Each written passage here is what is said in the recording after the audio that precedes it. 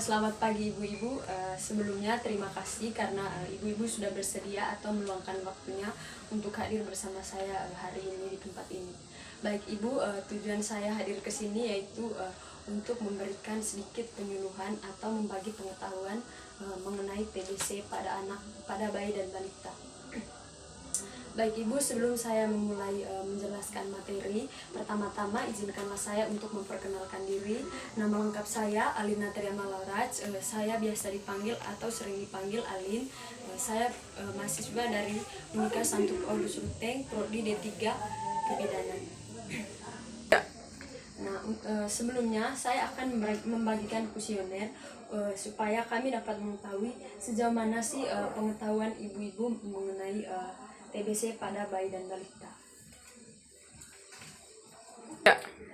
Baik, ibu-ibu tadi sudah mengisi kuesionernya. Untuk waktu selanjutnya saya akan menjelaskan materi apa itu TBC. TBC pada bayi dan balita. Nah, yang pertama itu tuberkulosis atau TBC adalah penyakit menular akibat terinfeksi bakteri. TBC umumnya menyerang paru-paru, tetapi juga dia dapat menyerang organ tubuh lainnya seperti ginjal, tulang belakang dan otak. Nah, selanjutnya saya akan menjelaskan kira-kira apa penyebab sampai terjadinya penyakit TBC tersebut. Nah, penyebab dari penyakit TBC itu yaitu karena bakteri Mycobacterium tuberculosis yang menyerang paru-paru. Penularan penyakit ini terjadi ketika seseorang menghirup udara yang terkontaminasi bakteri tersebut. Bakteri tersebut dikeluarkan oleh si penderita TBC saat batuk dan bersin dalam bentuk percikan nadi. Jadi ibu-ibu usahakan kita itu pada saat berdekatan atau berjumpa dengan orang yang menderita TBC, usahakan untuk tidak terlalu mendekati atau sampai terkena dari percikan lendir dari mulut si penderita. Nah, sekarang saya akan menjelaskan apa sih faktor risiko penyebab TBC pada bayi dan balita. Yang pertama itu karena lingkungannya tidak sehat. Apabila kita tinggal di rumah yang lembab, gelap atau kurang cahaya alami, misalnya kurang terkena matahari, terus berdebu dan aliran udaranya tidak baik, lingkungan tidak sehat, dapat melemahkan sistem kekebalan tubuh dan membuat bakteri penyebab TBC pada bayi dan balita ini hidup lebih lama. Nah ibu-ibu, maksud emang tipe kayak ngonim baru tempat pernah bersih, terus lingkungannya tidak sehat, terus kurang kena cahaya mata leso, ditus deh tahun yang da virus apa terjadinya TBC so. Nah, untuk yang kedua itu faktor penyebab yang kedua yaitu paparan asap rokok. Nah, tinggal serumah dengan perokok itu atau sering terkena paparan asap rokok dapat meningkatkan risiko balita terkena TBC. Nah, terpapar asap rokok atau perokok pasif. Nah, ITHO ngasang ITHO perokok pasif. Nah, yang perokoknya itu yang namakan perokok aktif. Nah, emenggotipe kenal asap rokok dalam jangka waktu yang panjang itu dapat mengganggu kemampuan silia paru-paru kita. Nah, untuk faktor risiko yang ketiga yaitu kurang gizi.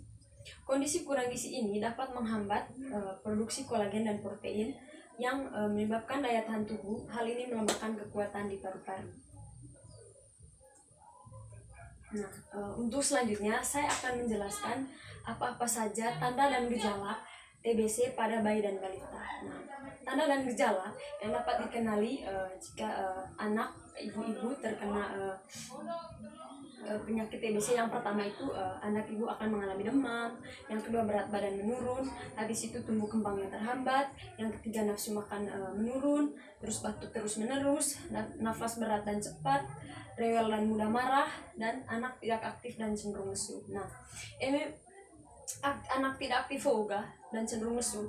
Ya teman yang menggegah, teman yang lakbar terus buki di HP, hari gue lesu, lemas dengkat gitu. Nah, emang gue tiga dapat anak-anak itu emang tanda dan gejala gue segeralah ngone fasilitas kesehatan. misalnya puskesmas, rumah sakit, atau bila perlu ke dokter spesialis anak. Nah, setelah kita mengetahui tanda dan gejalanya, saya akan menjelaskan bagaimana sih cara pencegahan penyakit TBC tersebut. Nah, pertama itu pencegahan penyakit TBC yaitu dengan pemberian vaksin BCG pada anak. Nah, cara polis anu anak-anak di tesoa papa vaksin BCG itu emang lagi poli suntik vaksin itu dan enggak mengagi kekebalan terhadap bakteri TBC itu anak itu. Nah, yang kedua itu usahakan untuk mengonsumsi makanan bergizi, dan ini yang paling penting, kita harus menghindari kita punya anak-anak kontak langsung dengan penderita TBC serta menerapkan perilaku hidup bersih dan sehat. Nah, sekarang saya akan menjelaskan sedikit bagaimana sih cara pengobatan bagi anak yang sudah terinfeksi penyakit TBC. Nah, anak yang berada pada tahapan atau baru terinfeksi TBC akan diberikan obat anti tuberkulosis atau yang sering disebut OAT. Nah, obat ini akan diberikan selama 9 bulan dan harus dikonsumsi setiap hari.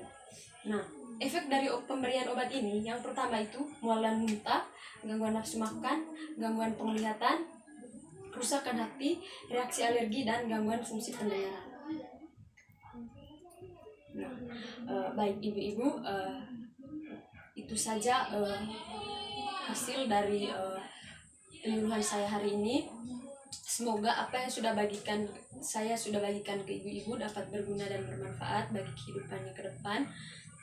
Untuk waktu selanjutnya saya akan memberikan kembali kuesioner yang baru untuk mengetahui sejauh mana sih pengetahuan ibu-ibu setelah saya menjelaskan apa itu penyakit TBC.